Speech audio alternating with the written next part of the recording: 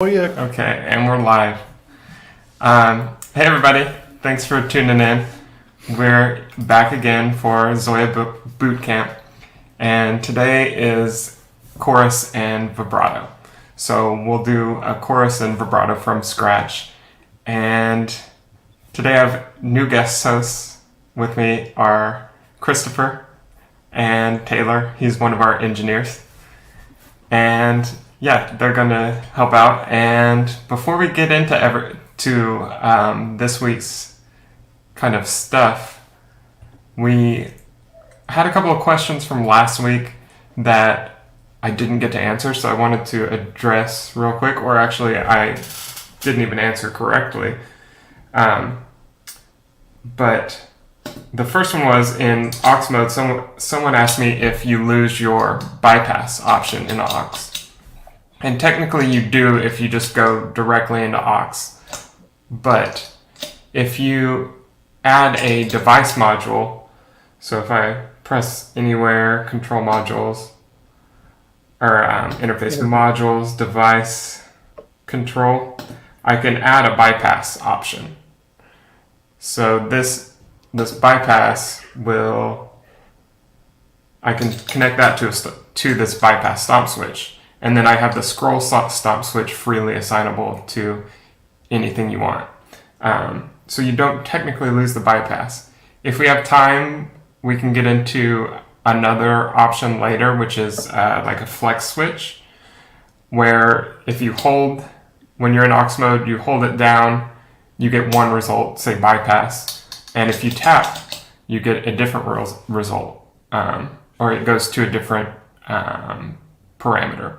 Like maybe you want to tap tempo and a bypass at the same time. You could do that too. And that was a big one. The other was kind of making the tremolo stereo. So I'll try to add some options or go over some different ways you can make the effect stereo this week, because there are a host of different ways you can do it, because it's so open-ended. But today we'll start with vibrato, and I'm going to get into it. Do you, Taylor or Christopher, you have anything to say before we get started? Hi. Also hi from me. Oh, and a couple other things. Hopefully the screen is easier to read this time. We should be in HD in 1080, streaming in 1080p. And my guitar was noisy last week. And so this week I added a noise gate. You can hear it's gone. The noise gate is a second ZOIA. So I just built a noise gate on the ZOIA. I'm going to use a different guitar too. So there won't be as much noise this week, hopefully. And the noise gate shuts it off completely, so never mind. There we go. Just had to adjust it. But maybe we'll get into that, making a noise gate next week. And yeah, two ZOIAs are handy. I don't know. I don't know. It's so let's just get into this week's effect now. And I'm going to start pretty basic, as far as I'm going to assume that maybe you didn't even see that, like all of last week's, and we can just start from scratch. So I'm going to go to a patch. I'm actually going to delete a patch. So I'm going to delete a melody. I'm going to hit Shift and the trash can, and it asked me to save, so I hit Shift and the save button to delete it, and then I'm going to click on it with encoder. Now I'm on a blank patch, and let's see, let's start with audio inputs and outputs. So I'm just going to press the top left. That's where I like to put my audio inputs, and I'm going to go to interface modules and audio input. and then click down on the encoder. Yeah, I want it stereo, and actually I'm just going to do mono. So left input, and then done, and I'm going to add interface modules, audio output, and I like to always have it, I just like to have it up there. And I'm going to do it in stereo. And now I'll add, we'll do a vibrato first. So making a vibrato. And yeah, last week's bootcamp is up. It's an unlisted video on YouTube. If you want the link, there's a ZOIA bootcamp page, and there is a link to it on the ZOIA bootcamp page. So that's how you can get to it. I didn't post it live yet, or on YouTube, but you can get to it that way. So back to this. We have an audio input, audio output, and how we're going to make a vibrato is with a delay line. So I'm going to add a control module, audio module delay line. And this is just a single delay. So if you want a multi-delay, there's different ways. You can add different, like a delay effect, or you can feed it back. Anyway, that's beyond the scope of this. So I selected delay line, tempo no, and we're going to interpolation you want on to keep it, that'll keep it smooth and sounding, I think, better. And then CV input, this is the important thing to change if you really want it to sound, I think to get the best sound out of the vibrato, I think you want a linear delay line. And this was added in ZOIA 2.0, so if you're using an old firmware, I recommend updating your ZOIA. Or if you've only tried making a chorus or vibrato with the old firmware. Right, and we're disappointed. This makes a better sound, I think. So I've got a linear delay line now. And what I'm going to do is modulate that, but I only want to modulate it a little bit. So I'll add audio modules, control modules and LFO. And I'll add a sine wave. And you could do a triangle, square, whatever. But generally a sine wave is going to sound smooth and good for modulating something like a vibrato. And then I'm going to connect this all up. So what I need to do is use my fingers as patch cables and connect the audio input to the delay line in. I know you may wonder how you can tell these things apart. And we talked a little bit about organization last week, but I kind of like to keep my audio path up top, so my audio in and out up top, because you can put these things anywhere. I could have an audio output going here and like the input here, but as long as you have a system that it kind of, the workflow is easier that way. And yeah, there's a way to check what version you're on. You just hit shift plus the gears and it says config 2.7. That's the firmware I'm on, which is the latest firmware. And back to this, sorry. So right now I've got the audio input connected to the delay line. And the delay line, I'm going to go out to my audio left and right. If I wanted stereo, I would probably, one easy way to do that, I'll just do this first, sorry. So I'm going to connect that out, and I'm going to leave it at 0.2 milliseconds, and I should have a sound.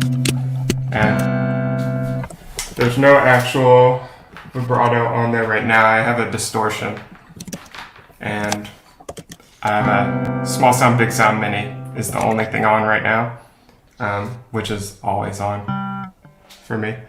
But now I'm going to modulate that delay line. So I'm going to connect that LFO to the delay line time in. So as with all the modules, the input and the output are at the ends of the module. So I know the delay time in is first. I know the output's last. If it's stereo, it would have 2 lights here. And in the middle is the only thing I can modulate, which is the delay time. So I'm going to connect this LFO to the delay time, and it brings up the connection strength. If I'm at 100%, it's going to crack. So it sounds actually kind of cool. I think that's useful for something, but not for kind of the vibrato that we want. So you really want it under 1%. And let's see. Now you can see the delay time is, it's just modulating by a few milliseconds. And yeah, now we have like a chimey or a wobbly vibrato, and that's just 3 modules. The advantage of doing it from scratch like this is you can expand on it in ways you can't with the basic module. You can get more creative once you go deeper into this. As far as maybe I want to, make it stereo. What I would do first is I would copy this delay line. So to copy something, I just press any parameter on the module. I hit Shift plus these 2 pieces of paper, that's the copy. And then I can press wherever I want the copy to be. I would want it right here because I move downwards with audio, and then I kind of put my modulation and CV sources at the bottom. You could do it differently. That's how I know how I keep things organized. But now my copy options are up, and you can kind of read the screen today, fortunately. So you see there's the color, the connections. I want only the input connections because I want to keep this connection here, but I don't want to connect to both outputs. So I'm just connecting with inputs, selecting done. And then what I would do to kind of give it more of a stereo spread is just offset the delay time by a few milliseconds. And now I've got, actually one ear will be delayed to give it more of a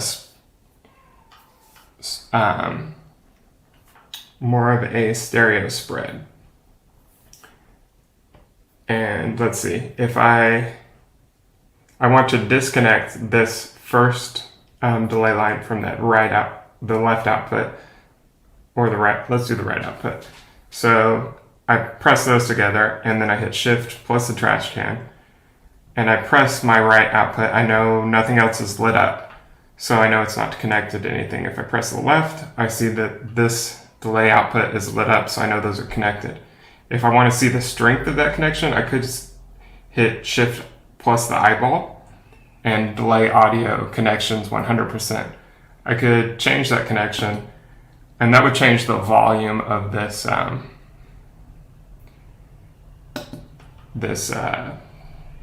this delay line to the output. But say now I want to connect this delay line to the right out. Now I have 2 delay lines, so I could make these even more different, where I could add the LFO, I could connect to this delay line I could modulate it at a different connection strength, so I'm getting a more drastic effect. So one ear has a more extreme kind of sound to it. So you'll see it's just a little bit more as far as the modulation time, but the amount is kind of drastic. And it seems to be summing. It sounds like it's summing live. And yeah, I'm not sure why, because it's in stereo.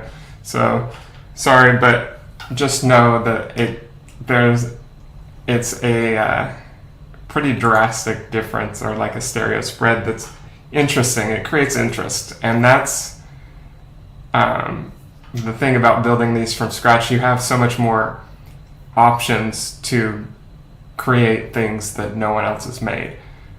And even like, I think learning this stuff, everybody that is trying to learn it or learning it together, it really opens up the ZOIA and makes it a lot more rewarding, in my experience, to even like build your own effects, because it's tempting to just like be like, oh, you know, somebody else is like, probably Christopher has made a better like chorus than what I'm gonna make, and I can just download that on patch storage. And you can, and that's a totally valid way to use the ZOIA, but I feel like it's really rewarding when you create. It's like making music, you know, it's like making an original song, but you've made like your own unique effect. And these are just the starting points for you to kind of go off and see what you can do. So once you get this stuff down, I think it just like opens up the ZOIA to so many more possibilities, because it changes the way you think about effects, and you think about everything to do with effects in ways that I don't think your average musician doesn't get. They don't get that, because they don't have, if you don't have a ZOIA, or there's a couple other things that kind of do the same thing, I think, I don't really know, but you don't have like the opportunity to kind of just make something that no one else has. And the ZOIAs, that's why we're using the smallest building blocks, because the smallest building blocks have the most opportunity to, they have the most potential to do unique things. If I'm putting a chorus down, you know, if I'm just adding a chorus,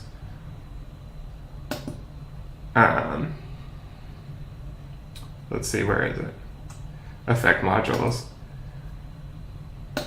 It's gonna sound good. Like, the chorus in here is a good chorus, but I only have so many controls, and like that's what a chorus does. Whereas this way, I can branch out from here and do kind of unique things. I'm gonna get a chorus made first before we go into it, to try to show, and then maybe later we can kind of demonstrate why it's it can, or how it can like really open the ZOIA up to new possibilities. But so sorry if that was a bit tangential, but I hope it answered your question. And you know, the only control we have right now is the speed of the modulation, which is this LFO. And you could add tap tempo to this LFO and make the modulation speed, you know, controllable via tap tempo. We kind of did that last week, but let's see.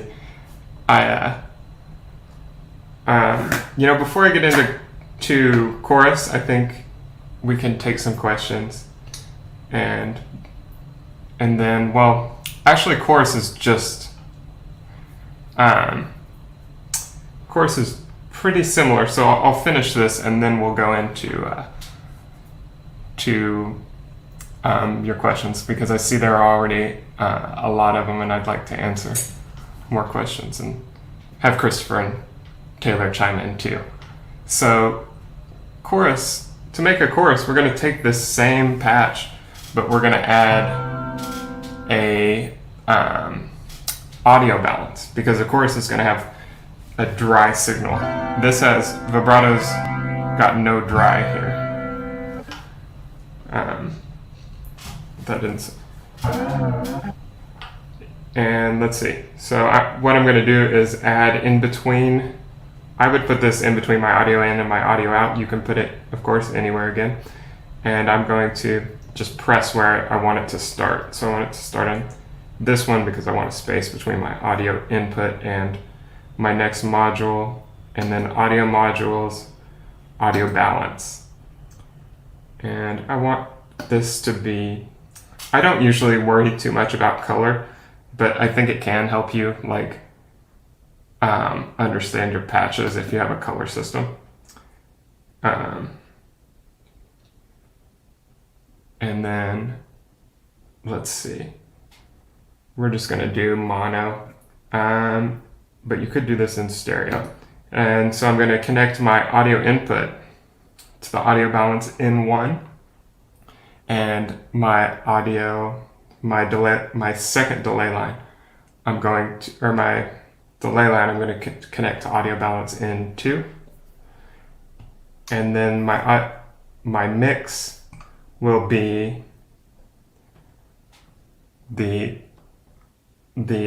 will control the balance between the modulated signal and the dry signal.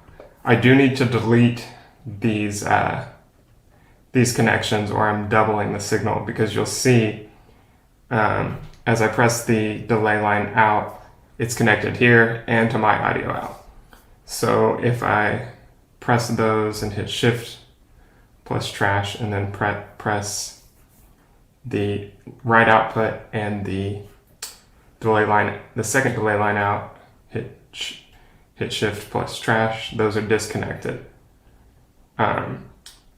And now I can control the mix with this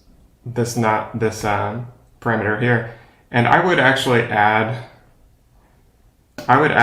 like, if I'm saving this patch, I would want a control, like a page of control. We talked about this a little bit last time, where we have different parameters set on a single page that you can use to control everything. So control modules, value module. And now you can rename these. So I would name this like mix. And done. Now when I press this button, it says mix, so I know that's going to be the mix knob. I'm going to connect these together.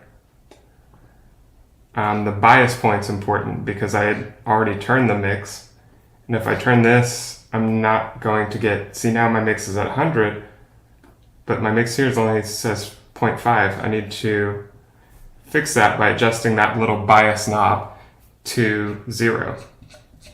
And now this value module, this mix parameter, will control the entire mix. Now it's at 100%, and now it's like 50. And you can hear if I just kind of turn that down. And that's one way to add a control. And I would move this to another page. I'm going to show you how to do that real quick. So I like my first page to be the control page. On this one, I didn't add all this stuff. So instead of going through and hitting Shift Move to like move this to another page, I'm not going to do that. I'm just going to copy a blank page before page 0. So if I hit Shift plus copy, I'm copying page 1 right there. I'm selecting 0. I hit Shift and save to overwrite the 64th page as a kind of a failsafe. Now if I hit Shift plus this move icon up here, I can page over by hitting this page button, and I have a blank page first, and I can add that value module that controls my mix. Now my course only has one control, but as I build up this patch, I would add, I would select the things that I would want to control and then put them on this first page, so I'd have, when I come back to it, I'd have instant access to all that. And yeah, I think those are the basics of the Chorus and Vibrato. And I'll go ahead and we'll take some questions.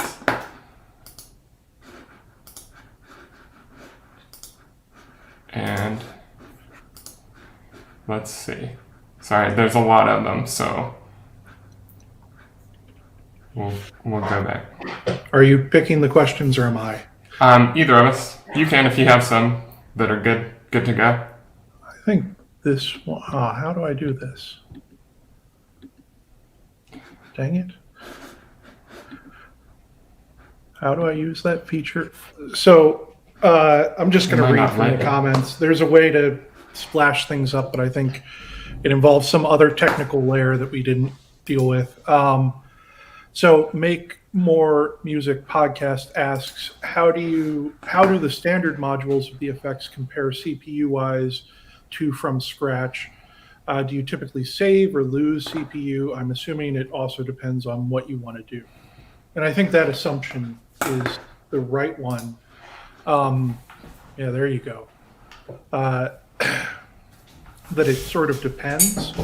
So for instance, if you're already using a delay line somewhere in the patch for some other reason, you can add on a vibrato or chorus effect pretty easily. And it's easier, it's more CPU effective than like throwing a separate effects module on at the end. If you're just building them from scratch and comparing like for like, I've found that in most cases, the outcome is pretty similar. It depends on what you want to do, and how you set things up. Mitch? Yeah, I would agree. That would be, yeah. So I'm going to move on because, yeah, you answered that. PM, please, guys, could you do a little intro on the various effects you're going to build on the ZOIA in the future? Yeah, so everything is on the web page, subject to change. I think Christopher was actually going to do a different course than the one he had because we're open to like requests and like what you all want to see as well because, yeah, that's why we're doing it. So we did have a lot of requests for like generative stuff and things like that. So we might switch it up, but if you go to, I'll find the page and I'll put it in the chat. So you can go to this, the ZOIA Bootcamp page and you can see the full schedule. And we're doing some on Saturdays, some on Fridays. So that more people have the opportunity to join. Like if you're in Europe, I know late Friday night Eastern is probably not the best time for you. But there's the web page, and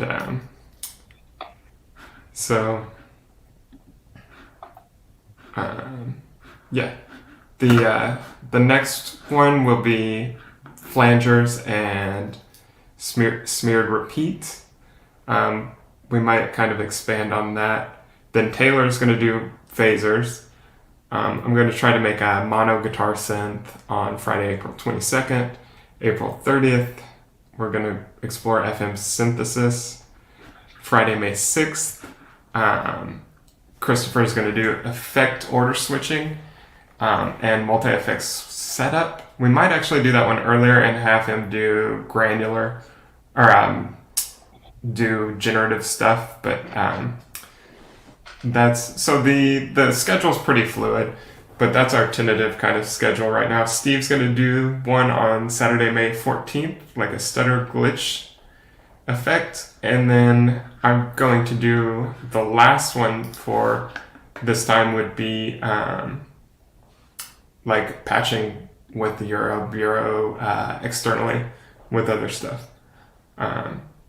So I can use all these patch cables behind me, hopefully. And yeah, I think it'll be fun. Hopefully we can do this again in the future. And this isn't just a one-off kind of boot camp. But yeah, that's our schedule right now. So I think if we do any more after that, we'll definitely have to take kind of a little break before we do them. And then, yeah, I guess we'll see. Okay. And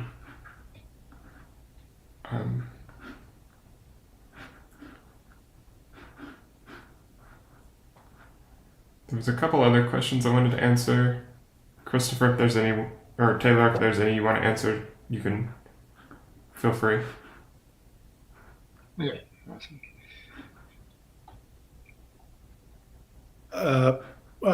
I mean, like with some of these, I wonder about scope, right?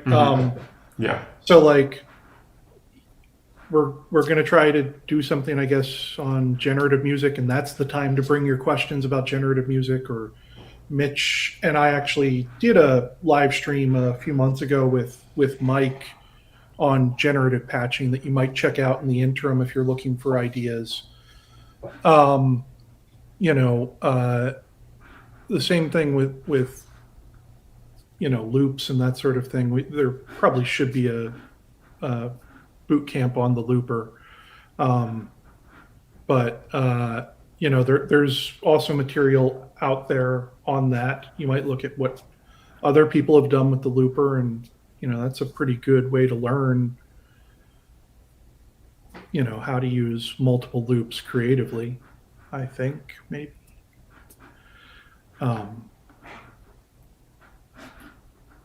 Yeah, cool. I'm just sorry. I've got a darkened project. Velocity was the coolest trade show ever, and only happened once. I hope that happens again, but that's pretty funny. And I think now it's if Christopher, did you have any suggestions? Like where would you go from here as far as to expand it? I kind of wanted to try out doing a granular, using the granular module for modulating pitch instead of a delay line. That's a good place to it's your show, Yeah. Mitch. Sure. I'm going here to get in the way. Well, thanks for coming. I'm going to delete kind of most of this patch now, and I want to show different ways you could make a chorus or a vibrato, because you're just modulating the pitch to get the sound by a very small amount, and you can do that with a granular module.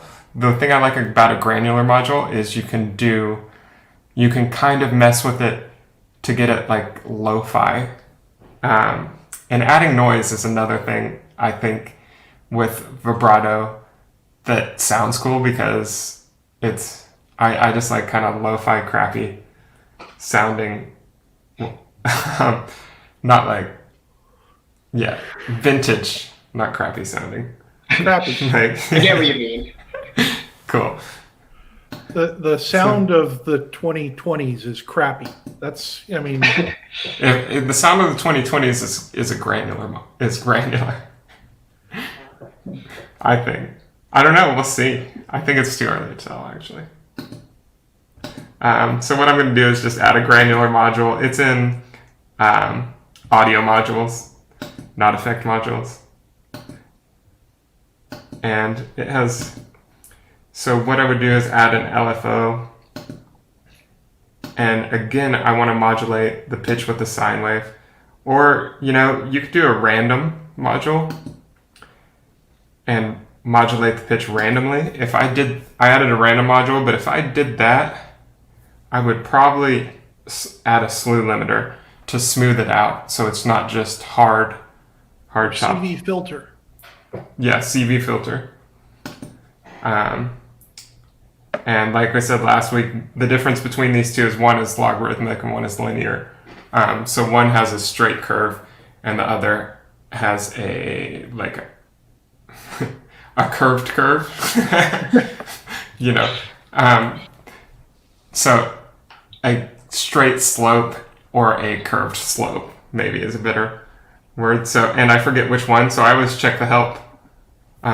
Slew limiter is, and yeah, I can't recommend the help enough, using the help and the tips and tricks too.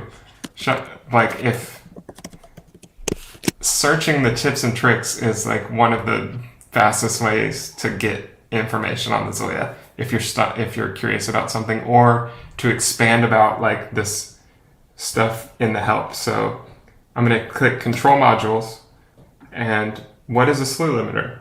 So I'm going to hit Shift and this question mark. Slew limiter is similar to a CV filter, except the rate changes linearly.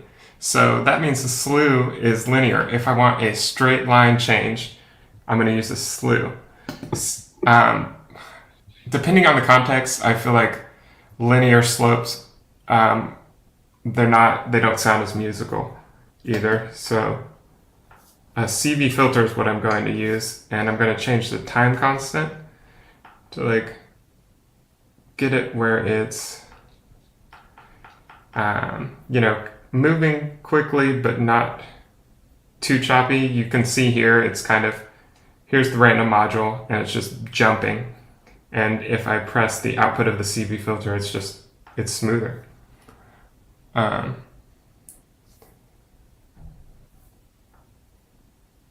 And so I'm going to connect that into the Granular's speed or pitch option. And again, I want this really, really only a little bit. But I could control the amount of the effect with another module as well. So I could add like a control module. I'll do that after. So I'm just going to connect those directly, and I only want a short modulation time. If I see I'm modulating by way too many semitones there. I only want to modulate by just, a few cents. So I'm going to turn that down. And maybe around there would be okay. And what I want to do is I want to turn the texture all the way up, the density all the way up, because I don't want this to be too choppy. Mitch, you need to set the range for your random LFO. See, it's only going up above. Right. Okay. Range. Yeah, that's a problem. Good point. So what Christopher has a really good point here, and this is something you should consider with pitch shifting particularly, or there's a lot of times this comes into play, but the range right now, I'm only pitching it up instead of this pitching it up and down. I want it to be bipolar, and right now it's unipolar. So what I want to do is select my LFO, hit Shift plus the edit, and I want to change the output to -1 to 1. Now I'm going to get a range that will go, it will shift. See, I'm shifting by a little bit more of a amount, but it's not only pitching up, it's pitching up and down. So, and thanks for that, Christopher. That's why we keep you around.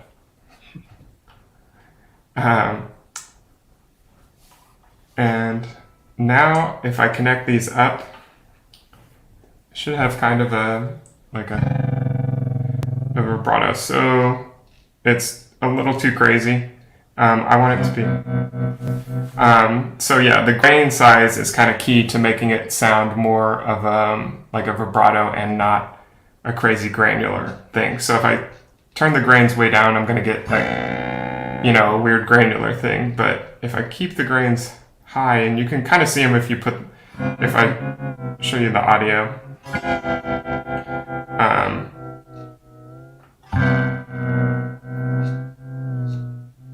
Let's see. The grain position, if I'm just using the granular as a pitch shifter, I want to turn the grain position down, the density up, the texture up, and then the grain size kind of high. I'm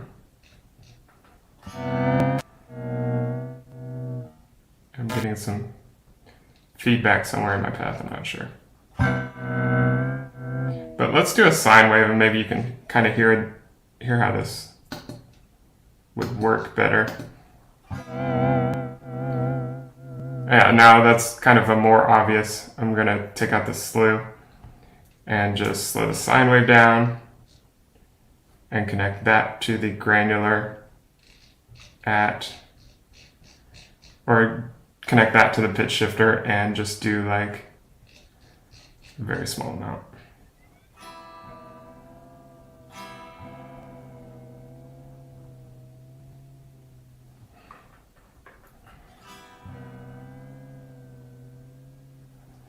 Okay. Yeah, and I'm going to increase it just a little bit. I've got a volume drop. I don't know if it's just, I think it's just something to do with the streaming.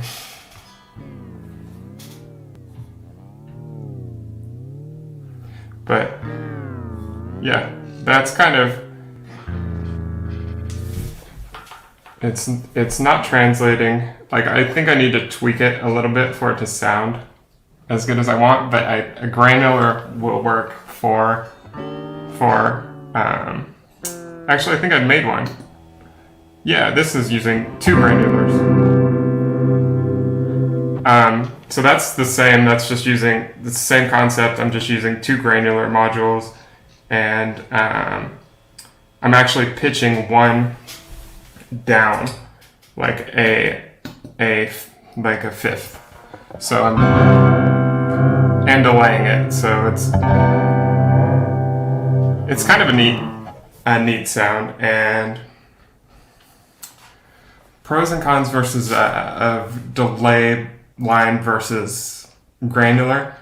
The granular module, I think, has there's more possibility in making, I have all these parameters I can kind of make weirder, more experimental things with. Turn the texture down.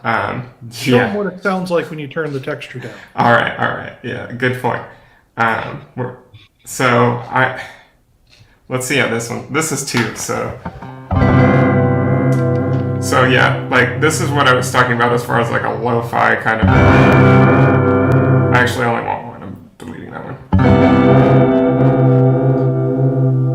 But yeah, the texture. You can control the texture, you can control the density I'm clipping now, because I turned this up. I'm turning my volume control as an Empress Reverb, because it's got high quality VCAs in it. It does.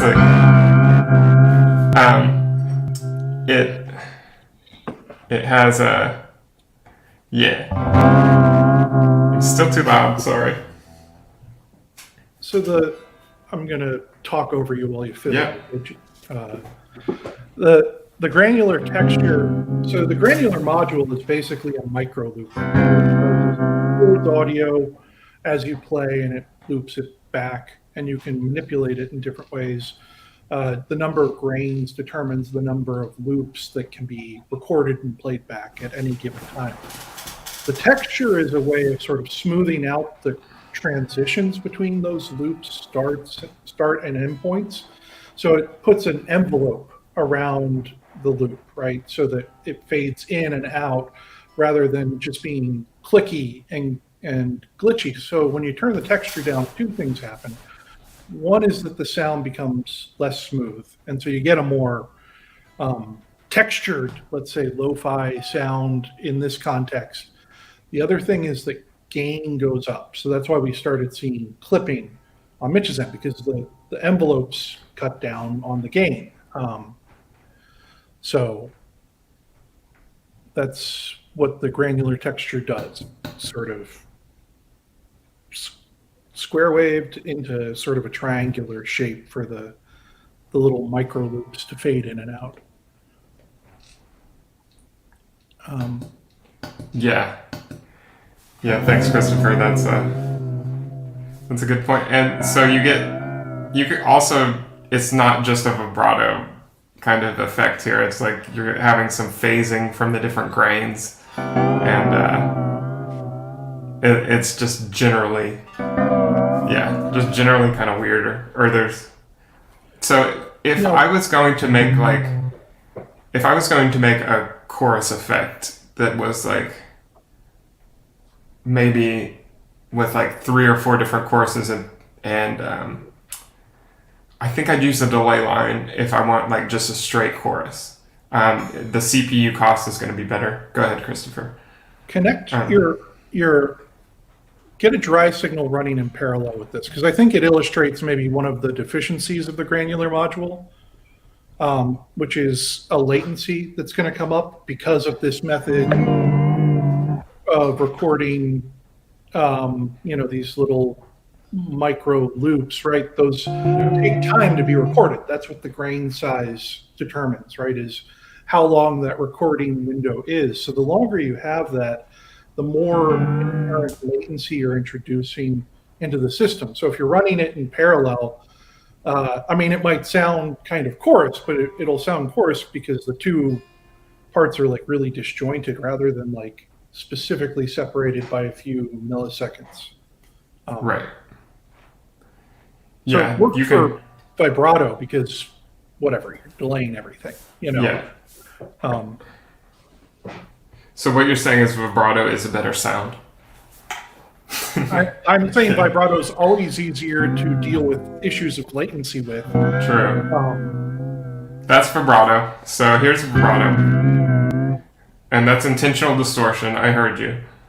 And that's a chorus where you can hear that the delay with the granular. It wouldn't be as noticeable with a delay line. But yeah. So that's the big difference. You could use a pitch shifter to do it too, but I like the granular or the delay line really. And there's different ways you could like make it kind of expand on it. Christopher, I think we were talking yesterday about one way to go with the chorus, and you said like do the Kevin Shields method. Oh, right. So one of my technical difficulties is I don't have audio. I couldn't get OBS to do a virtual camera in StreamYard. Welcome to the world of live streaming. Everything's always never set exactly how you want it. But if you can be my hands for this, Mitch, the way to approach that is let's put a delay line down again. I'm going to delete the granular. And so one of the things that we were talking about when this came up is that in the last boot camp, there were questions about dynamic interaction. That's what it was. I couldn't even remember. Where how you're playing affects what the patch does. And so I thought of the way in which if you're familiar with the works of Kevin Shields from My Bloody Valentine, he has a very distinctive guitar playing style where he sort of rides the tremolo bar, the whammy bar, as he plays and has these sort of like detuned, sweeps to his guitar playing. And you can kind of replicate that using an envelope follower, controlling a delay line. So that's your next move there, Mitch, is could you put down an envelope follower for me, and could you please include the rise and fall options when you do? Done. So I just... Done. Yeah. And then just like with the LFO, first we're going to connect the input of our envelope follower to the output of our audio in module, so that the envelope follower can monitor and analyze what's going on there. And what the envelope follower does is it transforms the amplitude, the loudness of your playing, into a CV signal, a comparable CV signal. So with this delay line, what we're going to do is connect the output of our envelope follower into the input of the delay line. We're probably going to attenuate that a lot. I look at percentages. Like for me, it's always easier to tell this stuff with percentages. So let's try that out. This is one of those cases where it being set to linear versus exponential probably doesn't matter as much as it does in other cases, because we already have kind of an irregular waveform. But if we increase the attack on that envelope follower, rise time, yeah. The rise time. So let's hear what that sounds like. I like it. Yeah, it's not quite there, but it's getting there. Yeah, and you can see. Sorry to interrupt you. You can see that envelope follower is just responding to how hard I play. So if I play it quietly, it's not going up fully, and so the modulation is increasing depending Let's on up that connection a little bit. Yeah. You want to go crazy, like 1%? 1% sounds pretty good to me. Right? This live stream's getting a little too wild. Yeah. But yeah, that sounds good. I like it. So that was one thing that I thought of is like especially when you put some distortion behind that or in front of it and some reverb, you really start getting into the Kevin Shields realm pretty quick.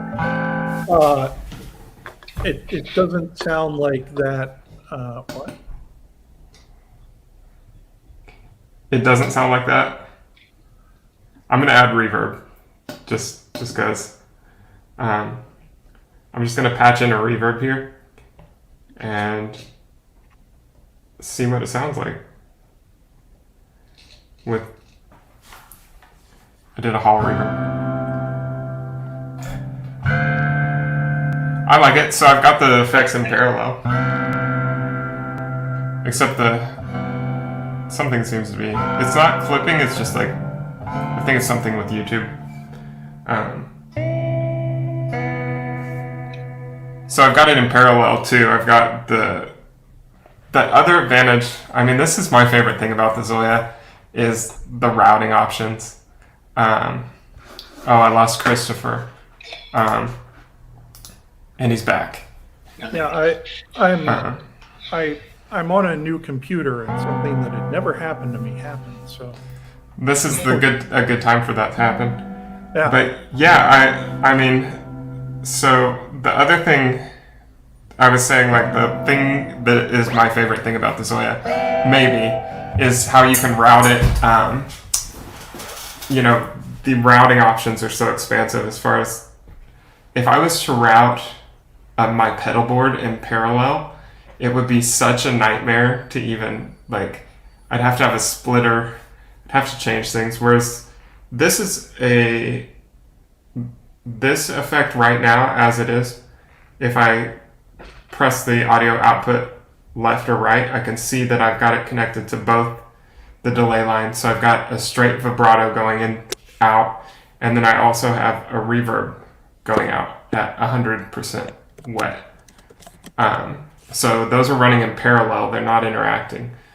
And I think it just sounds better that way, and I couldn't, if I just had a standard like pedal board, I couldn't do that. And I'm gonna save this because I would use it. Yeah, that sounds nice. And I haven't. I love to swoop into it at the start. I haven't.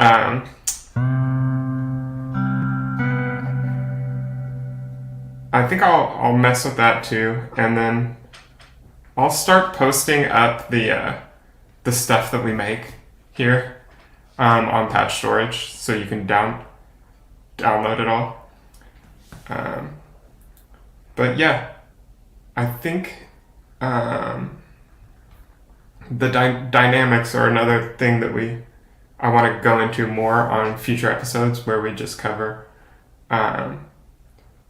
different ways that effects can interact with envelope followers, with onset detectors, That's another big part of ZOIA that helps you create unique effects. And yeah. The pitch detector is also one that I underutilize, but there are some really interesting ways you could have, for instance, your vibrato. I already dealt with that one, Mitch. Okay. And I can come back to it, but you could have your vibrato like speed up or slow down if you played a higher or lower pitch. And so there are just all of these interesting ways to interact with incoming audio that I think are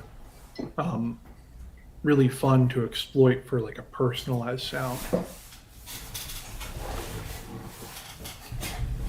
Yeah, I agree. So this is a good question.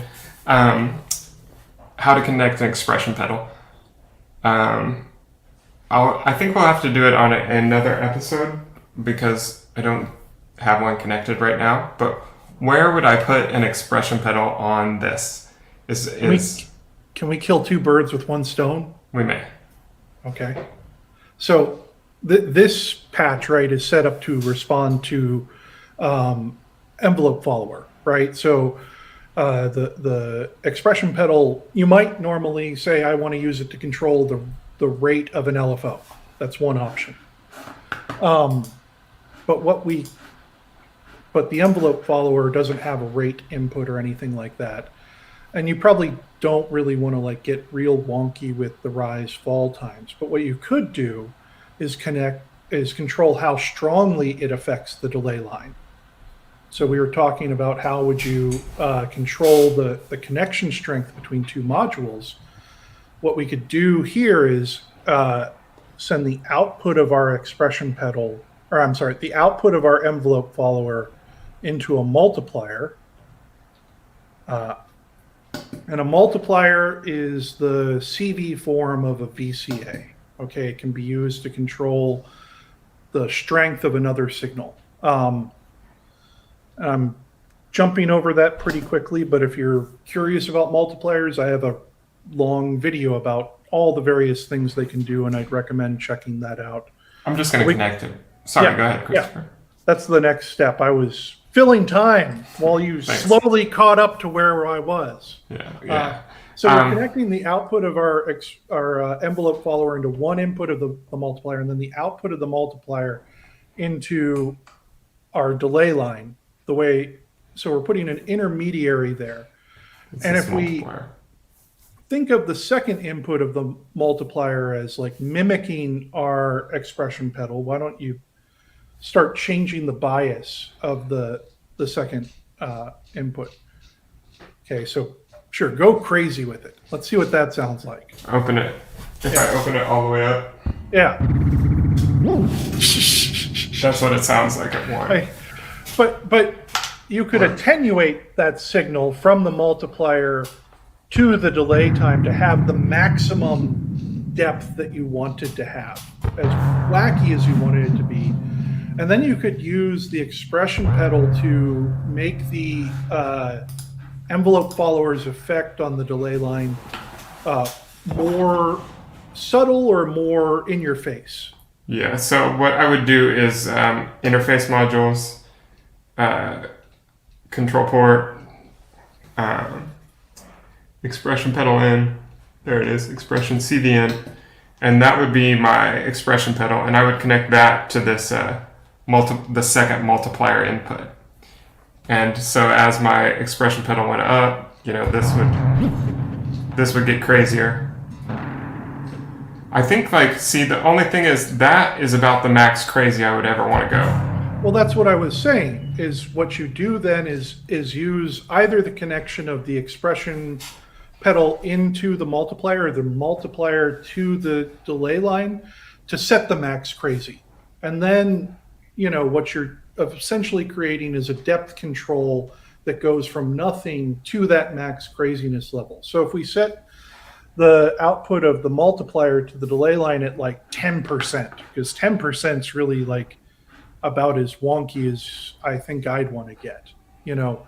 then we get a range that goes from subtle Right. to wonky. So just to do it physically, I would do multiplier C. I mean, there's a couple of different points I could You can attenuate attenuate here. any of the like connections at that Right. point because it's all mathing out. But I would probably do the CV output and into the delay time and Yeah. turn that down to 10%. Yeah. Yeah. And then, what'll happen is you're setting the maximum range of that envelope volume. And as you take your expression pedal back toward heel, it'll become more and more subtle. There, So- and if you're at the heel, here's the heel. Not much. And somewhere in the middle. And that might be my maximum point. So I'm like, that's as high as I want it to go. So You can attenuate that. even yeah, further. I'd do that. Sorry, in half. I'd say, well, the max I want to do is like half there. So how would I attenuate that? Well, I know this is 10%, so let's just cut that in half to 5%. And then when I go all the way up, when I'm at my toe, my max crazy is still kind of subtle. Yeah.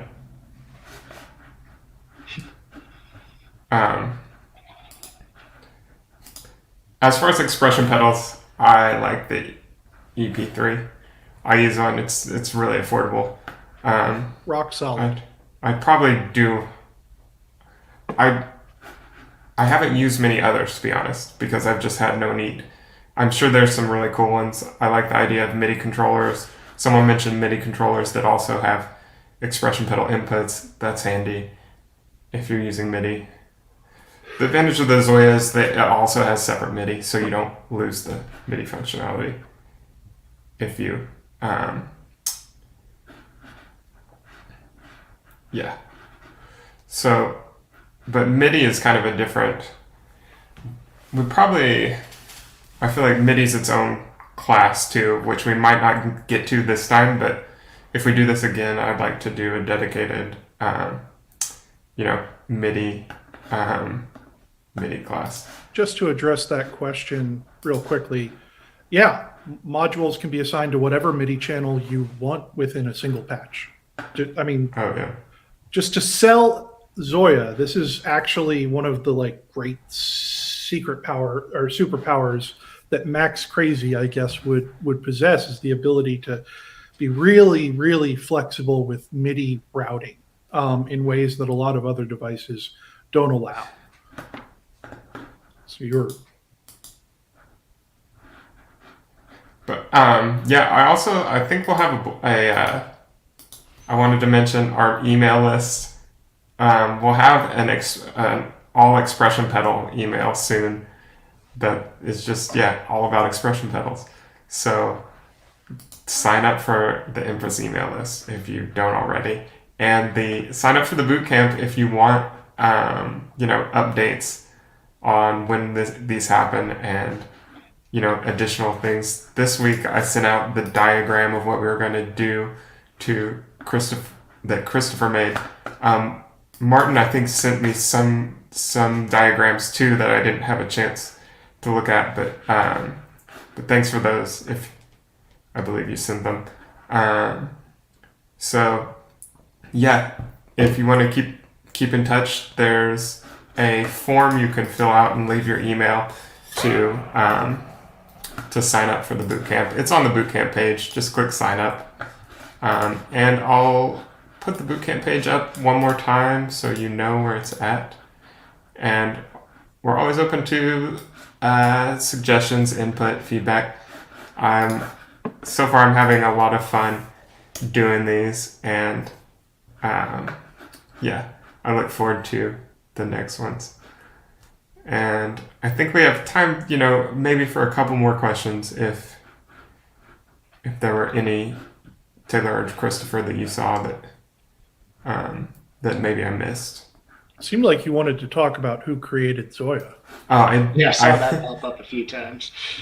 I created it. There we go. No. Next question. No follow-up questions, please. Steve Bragg created it. He's the founder and the designer of the ZOIA, and he's a really good engineer. I think our engineering team is like really creative and inspiring.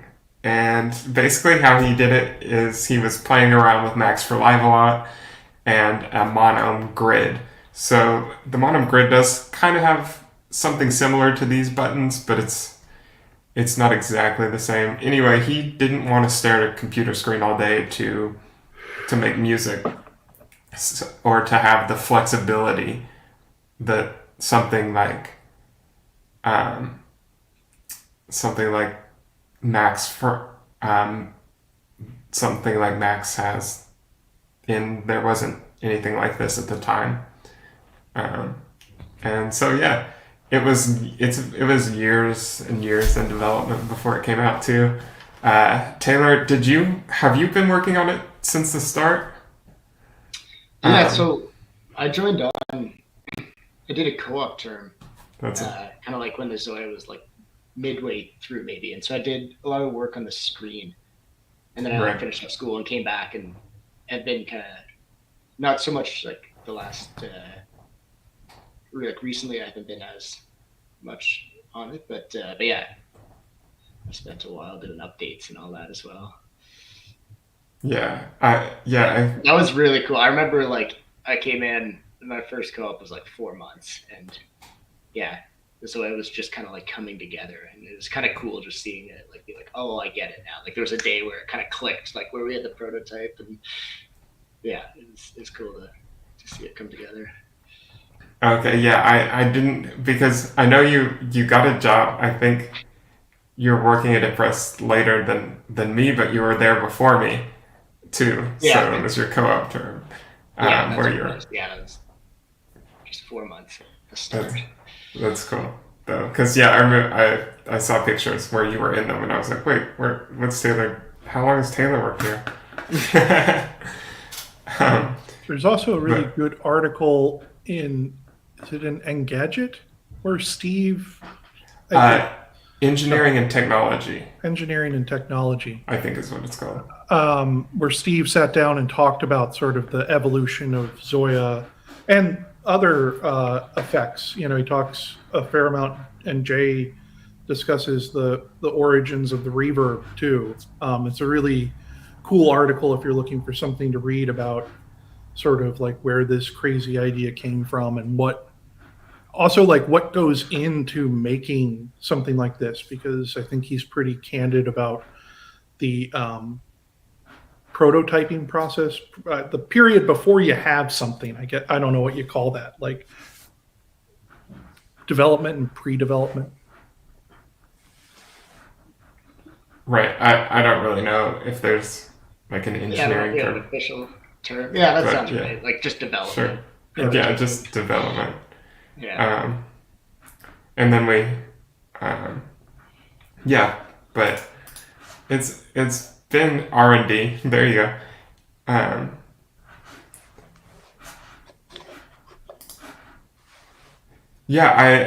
I think next time I'd like to do, if we do this again, I would like to do like a whole a dedicated MIDI class.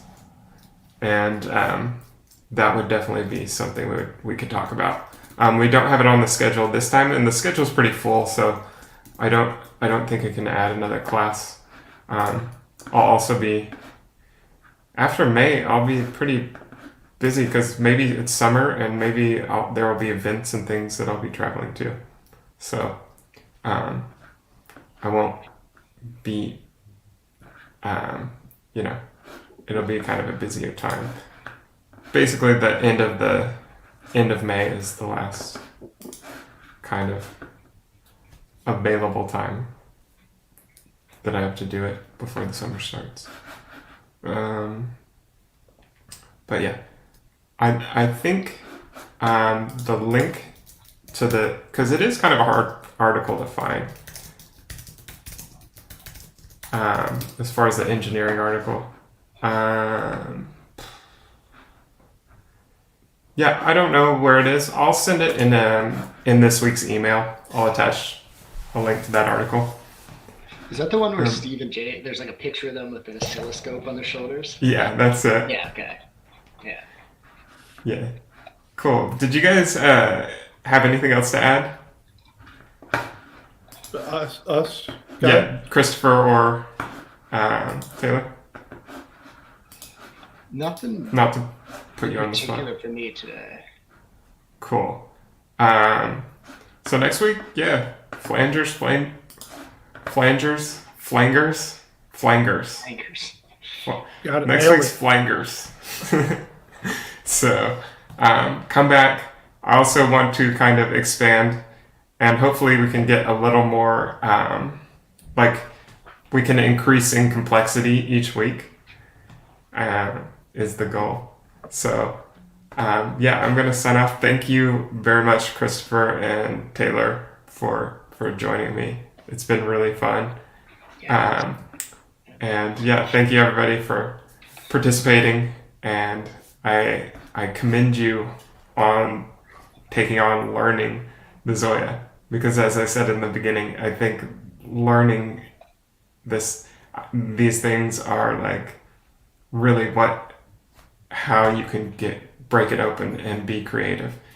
And I It's more just fun too, I think. yeah, it does. And I mean, like, I didn't know like how to do any of this stuff when I started beta testing the ZOIA. It was all new to me, and I think most musicians, that's where you start. So there's also a ton of other good resources online. Christopher has a bunch of good videos. There's just YouTube tips and tricks, and there's a lot out there. There's a lot of also, the ZOIA's changed a lot. Christopher and I talked about this yesterday, where the ZOIA is almost a different pedal than it was when it came out, because you can do so much more with it now. Just in terms of optimization,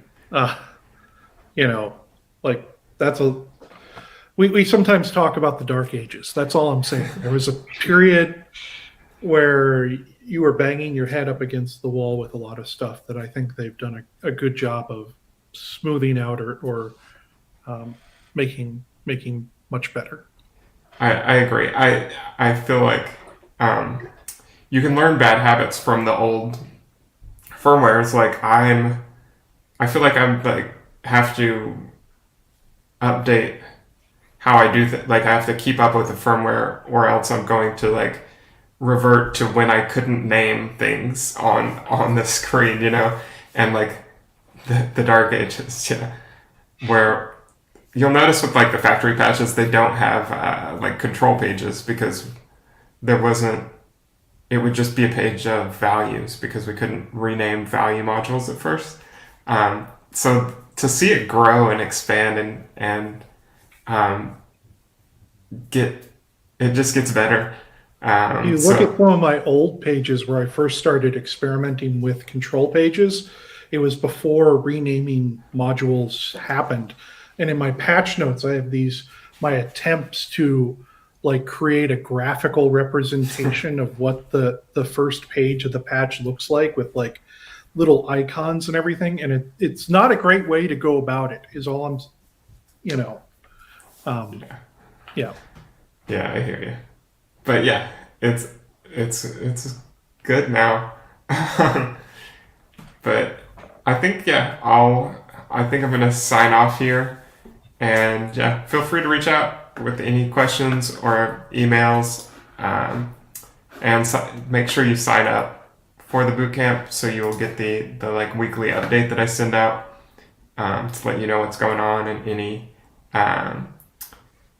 updates, changes to the schedule, I'll notify you there. I think I hope the video quality's been better this time, and you can see the screen. It should be in 1080p if YouTube let it.